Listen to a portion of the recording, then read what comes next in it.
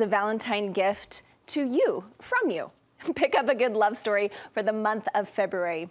Book reviewer Cheri Fries, yes. She has a tricky name. She has some recommendations, and we're talking about romance. Yes. I think some people maybe like cringe a little, or it's like their guilty pleasure, they're ashamed. But you say like, don't be ashamed of these ones, right? No, any of these ones I'll recommend today, you can lend them to your mother-in-law when you're done and have nothing to be embarrassed about.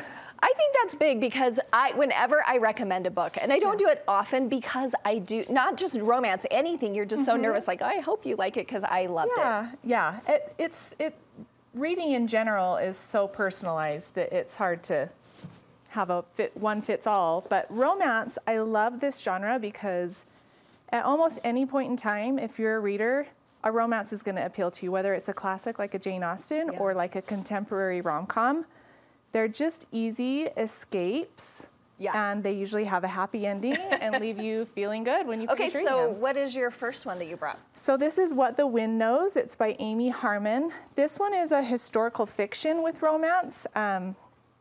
It's set in Ireland, 1921, and the writing is so beautiful. The love story is so sweet, and the historical content is really, really fascinating. So this is kind of a great package, and I love when you can learn a little history with your romance, because I am kind of into that whole Irish conflict right now. There seems to be quite a few movies and books that are this talking is kind about of like Ireland trying to get its independence. Okay. So it's really a really great book. A little bit of magical realism, which is fun for me. Oh, I like that. The second one is That Fine Line, Cindy Steele. Yes, this is kind of your cute as a button, Hallmark style book, but better than a Hallmark movie because it's a book.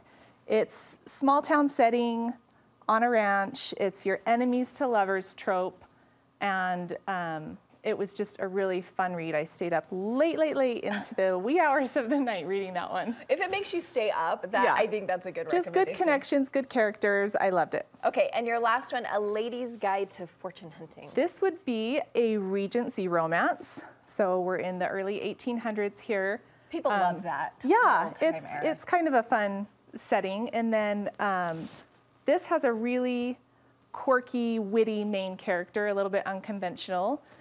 Her parents have died, they live in the country, and it's up to her to get into the London season and secure a fortune/husband so that her and her sisters do not go into dire financial straits. Okay, and so many people love this is kind of type a fun of thing with all the TV shows that are around right now too. Yes, totally Downton Abbey style, but this is a little bit witty and has some humor to it too, so it's really kind of a fun. Okay, so fun, Cheri. Okay, we're gonna press pause here, but we're going to come back for more because we have 3 more romance books to lend to your mother-in-law. That's coming up.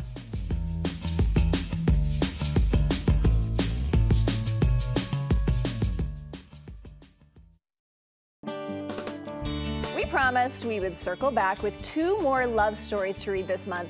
I'm with Cheri Fries of the Late Night Library. So what is your criteria again for this collection?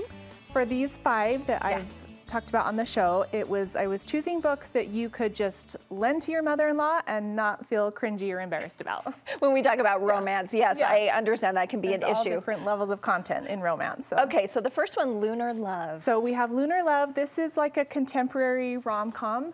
What stands out about that one to me is the 2 main characters are mixed race, and the female, Olivia, she's running her family's matchmaking business, which is matching people in person based on their Chinese zodiac sign. So this book is full of really great Chinese culture, traditions, cuisine, and so it just kind of struck a different chord, plus the love story sweet and the banter is fun. So I love really that. Maybe this could be one. my new Amy Tan, who I've been missing. Okay, and then you said The Bodyguard is up next, but this has nothing to do with my fave, Whitney Houston. This is not a remake of Whitney Houston and Kevin Costner. In fact, our bodyguard is a woman, and the man that she is protecting, his life is not in mortal danger. So very different, but super funny. I laughed out loud multiple times. It really had me cracking up. And this is kind of a forced proximity / opposites attract trope, which I always think is sort of fun and fair warning, this one does have just a tiny bit of language in case that's a concern for anyone. But it really is a quick, fun, easy getaway book. Yeah, and sometimes those language, like it's not as bad when you're reading it, but then you're listening to it in the car with your kids. You're like, oh, yes, it's different. So maybe not the audiobook on this one. Right. Okay. You'll just get a couple, like, if you listen on audio, but just a few. So. And she's recommended books I am loving. So if you're a book lover, what's the Instagram where we need to follow you? At Late Night Library. Late Night Library with periods in between. Periods in between. Thanks, Cheri. Yeah. Thanks for having me. So fun.